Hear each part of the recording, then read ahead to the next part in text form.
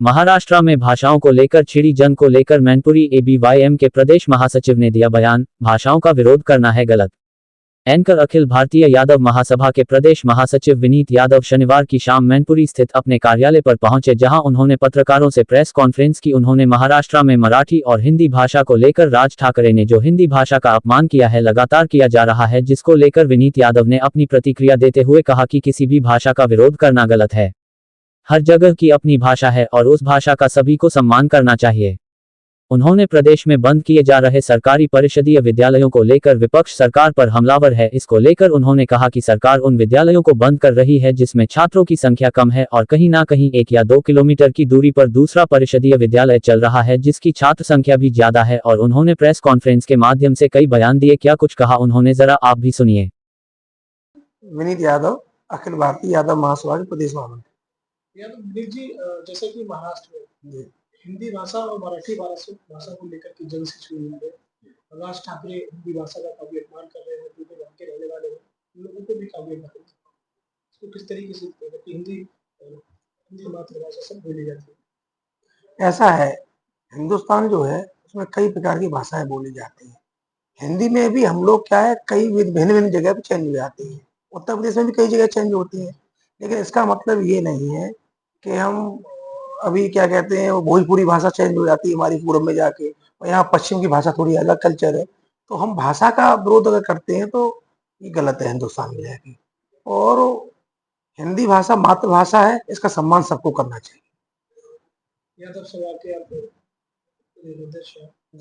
अभी आपके बराबर की जिले इटावा में जिस तरीके से घटना हुई है, काफी राजनीति हुई उसमें, कई लोग जेल भी गए, लेकिन उसके बावजूद भी लगातार राजनीति कर रही है। उसको लेकर घटना को किस तरीके से?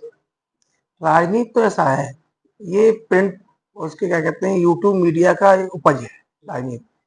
किसी एक आदमी ने अगर एक जाति के खिलाफ या एक जाति के एक आदमी ने एक दूसरी जाति के खिलाफ कोई काम गलत किया है तो उसको कड़ी से कड़ी कानूनी कार्रवाई की जाएगी उसके खिलाफ, और कानूनी कार्रवाई हुई भी है। हाँ, लेकिन उसका दुष्प्रचार करना, चाहे किसी भी पार्टी के लोग उस चीज का दुष्प्रचार करते हैं तो समाज में इसका मैसेज बहुत गलत जाता है। और हमेशा ध्यान रखना चाहिए, आज जो लोग एक जैसे हम यादव हैं और आप ब्राह्मण है सपोज करिए, तो हमारे आपके बहुत अच्छे व्यक्तिगत संबंध है, और किसी दूसरे गांव में जाके एक आदमी ने एक ब्राह्मण से बदतमीजी कर दी तो आप पूरे समाज ने तो कर नहीं दी। जो जो बदतमीजी करता है उसके लिए कानून है, और कानून जो है अपना काम करता है। और मीडिया या नेता के द्वारा दुष्प्रचार किया जा रहा है, ये गलत है। आप किस तरीके से देख रहे हैं इस पे, जो ना बीजेपी पे क्या असर पड़ेगा जो इस तरह की राजनीति हुई है? क्या यादव समाज बीजेपी से कटेगा जो अब तक मिल रहा था? अच्छा ये बताओ, बीजेपी ने कोई काम किया है? किसी ने अगर कोई काम किया उस बीजेपी ने किया नहीं है। अब दूसरी बात पे आ जाओ, आप सपा की बात करो, वो यादव कोई सपा के तो है नहीं, या ब्राह्मण बीजेपी का है, ऐसा कुछ है नहीं। ये कास्ट केवल जो है आपसी संबंध बनाने के लिए है, आपसी जैसे कि चलाने के लिए होती है, कोई पार्टी से मतलब नहीं है। पार्टी में सपा भी कई लोगों में यादव भी है, ब्राह्मण भी है, ठाकुर भी है। ऐसे ही बीजेपी में सारी कास्ट है, यादव भी है, ब्राह्मण भी, ठाकुर सब है। तो अगर हम पार्टी ने कोई काम गलत नहीं किया ना, हमारी पार्टी की तरफ से कोई बयान आया ऐसा। एक सवाल आपसे है महोदय, जिस तरह से विद्यालय बंद किए जा रहे हैं, अगर हम बात करें तो पूरे देश में विद्यालय का बंद होने का, यूपी में भी बंद हो रहे हैं, काफी भारतीय जनता पार्टी ने बंद किए हैं। विपक्ष इस पर जो है ना रोक लगाने का काम कर रही है और विरोध भी कर रही है, इसको किस तरह से देखें? विपक्ष क्या असर पड़ेगा? क्या बीजेपी नौनिहाल छात्रों को पढ़ने के लिए क्या अंकुश लगा रही है? हम आपसे एक बात पूछ रहे, विपक्ष पे ऐसी कौन सी ताकत है जो रोक लेगी? विपक्ष पे कोई पावर अथॉरिटी तो है नहीं, अपनी बात रख रही है, ठीक है।